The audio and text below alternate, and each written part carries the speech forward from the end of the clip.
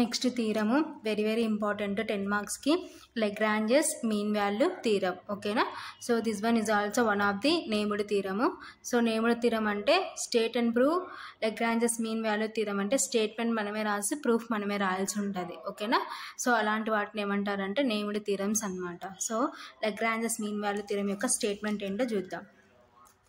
Statement if F maps closed interval a, b tends to r is a function such that, so first one ఏం చెప్తున్నాం, f of x is continuous on closed interval a, b.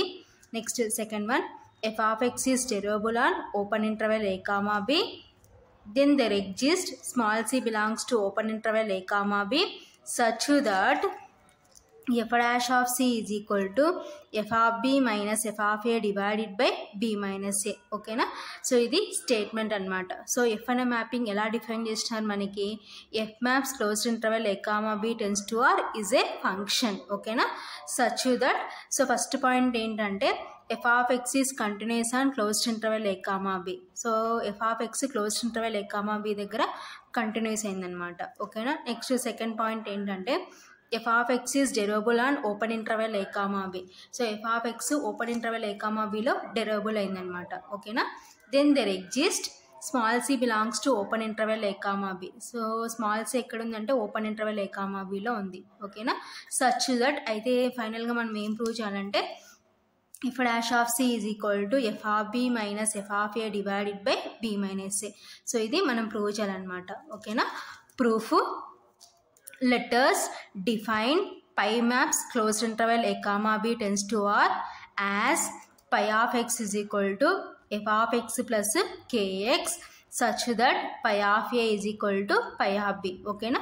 So already మన స్టేట్మెంట్లో F maps అయిపోయింది కాబట్టి ఇక్కడ మనం పై maps తీసుకుంటాం అనమాట. ఓకేనా. లెట్ అస్ డిఫైన్, సో అంటే లెట్ అంటే మనమే అనుకుంటాం. సో ఎలా డిఫైన్ చేస్తున్నాం ఒక mapping, pi maps closed interval a, b tends to r as pi of x is equal to, so pi of x దేనికి ఈక్వల్ అని తీసుకున్నామంటే f of x plus kx such that pi of a is equal to pi of b కి equal అని తీసుకుంటాం. ఓకేనా. So ఇదంతా మనమే let అంటే అనుకుంటున్నాం. ఓకేనా. So pi of a is equal to f of a plus ka. ఓకేనా. సో ఎందుకు మనము pi of xని ఎలా డిఫైన్ చేసుకున్నాము, since pi of x is equal to f of x plus kx కాబట్టి పై ఆఫ్ ఏ ఏమవుతుందంటే f of a plus ka. So x ఉన్న చోట అంతా ఏ రీప్లేస్ చేసినాం. ఓకేనా.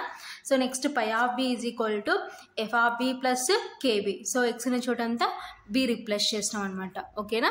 So next that implies pi of a is equal to pi of b. So మనం ఏమనుకున్నాం, pi of a is equal to pi of bకి equal అనుకున్నాం కదా.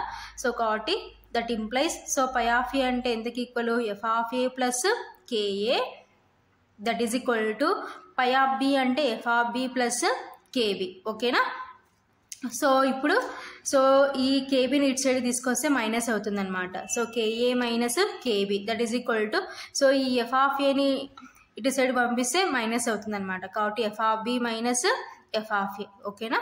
సో ఇప్పుడు సో రెండిట్లో నుంచి ఇక్కడ కామన్గా మనకి k ఉంది కాబట్టి సో k కామన్ తీస్తే k into a minus b that is equal to f of b minus f of a. ఓకేనా.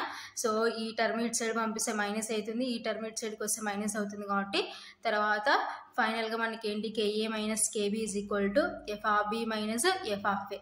సో ఈ రెండిట్లో కామన్గా మనకి k ఉంది కాబట్టి k కామన్ తీస్తే k into a minus b that is equal to f of b minus f of a. ఓకేనా. So ఇప్పుడు నేను ఏం చేస్తున్నాను అంటే, సో ఇక్కడ మైనస్ కామన్ తీస్తున్నాను. సో మైనస్ కామన్ తీస్తే సో మైనస్ బి ఏమవుతుందంటే ప్లస్ బి అవుతుంది, ప్లస్ ఏ ఏమవుతుందంటే మైనస్ ఏ అవుతుంది. కాబట్టి minus k into b minus a that is equal to f of b minus f of a. ఓకేనా. So that implies minus k is equal to f of b minus f of a divide by, so ఈ b minus a అనేది ఇక్కడ మల్టిప్లికేషన్లో ఉంది. So ఇటు సైడ్కి వచ్చేసరికి ఏమవుతుందంటే is equal to ఇటు సైడ్కి వచ్చేసరికి డివిజన్ అవుతుంది అనమాట. ఓకేనా. సో కాబట్టి f of b minus f of a divided by b minus A.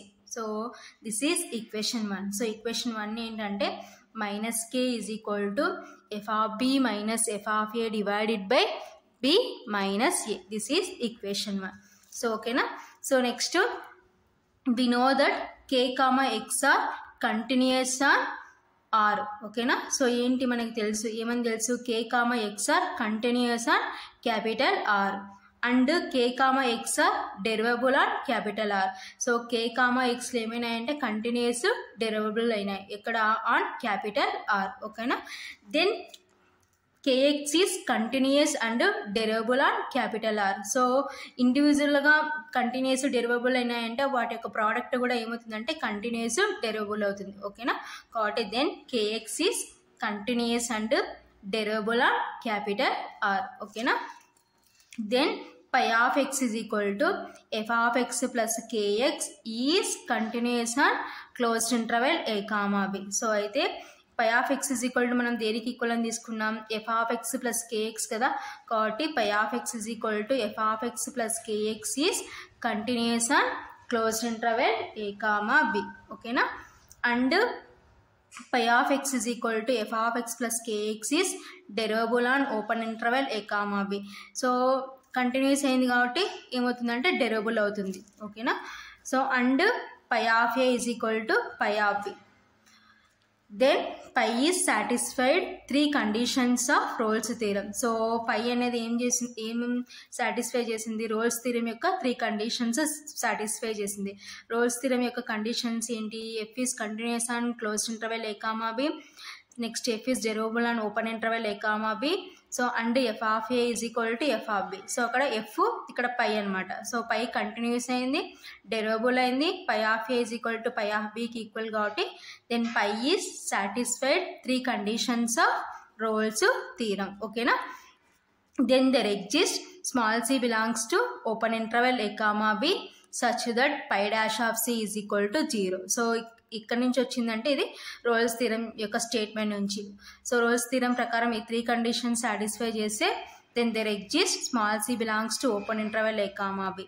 Small c ఎక్కడ ఉంటుందంటే open interval a comma b లో ఉంటుంది. Such that phi dash of c is equal to 0. So ఇక్కడ f కాబట్టి f dash of c is equal to 0కి equal ఉంది. So ఇక్కడ మన మ్యాపింగ్ పై కాబట్టి phi dash of c is equal to 0. ఓకేనా.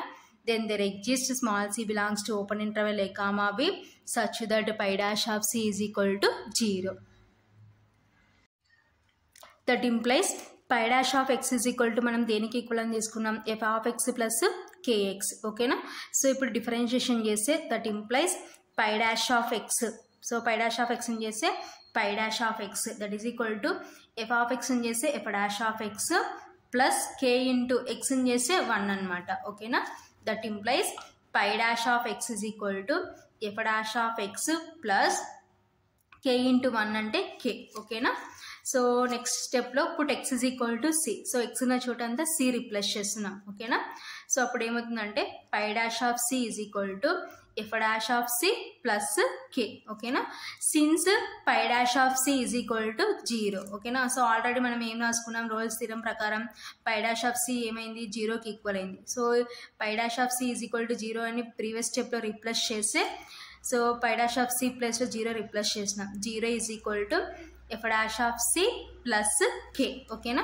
సో ఇప్పుడు ప్లస్ k ఇటు సైడ్కి వస్తే ఏమవుతుందంటే మైనస్ k అవుతుంది అనమాట. సో కాబట్టి minus k is equal to f dash of c. This is equation 2. ఓకేనా. So from equations 1 and 2. So equation 1లో మనకి మైనస్ k దేనికి ఈక్వల్ అయింది, f of b minus f of a divided by b minus ఏకి equal అయింది. ఓకేనా. So ఇక్కడ equation 2లో మైనస్ k దేనికి ఈక్వల్ అయింది, f dash of cకి ఈక్వల్ అయింది. ఓకేనా. సో లెఫ్ట్ సైడ్ ఈక్వల్ కాబట్టి సో ఏం చేస్తున్నామంటే రైట్ సైడ్ పార్ట్స్ ఈక్వల్ చేస్తున్నాం. కాబట్టి from equations 1 and 2 therefore f dash of c is equal to f of b minus f of a divided by b minus a. So ఇది Lagrange's mean value theorem యొక్క proof. Very very important 10 మార్క్స్కి ఈ theorem.